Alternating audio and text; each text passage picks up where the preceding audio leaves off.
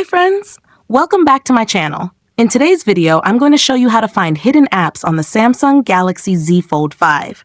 If you're new here, don't forget to subscribe and give this video a thumbs up. Now let's dive in. Step 1. First, unlock your phone and open the Settings application.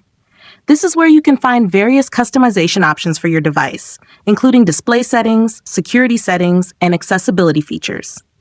Step 2. Now, locate the search icon in the top right corner and tap on it. The search feature makes it much easier to find specific options without having to scroll through multiple menus manually. Step 3. In the search bar, type Hide Apps on home and app screens and wait for the search results to load. This option helps you manage which apps appear on your home screen and app drawer.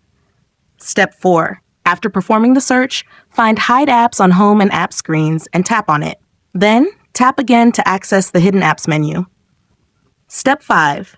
For the last and most important step, you'll see a list of all hidden apps. To unhide an app, tap on the app and then select Done. The app will instantly reappear on your home screen or app drawer. If you found this tutorial helpful, don't forget to give it a thumbs up and subscribe to my channel for more great tips.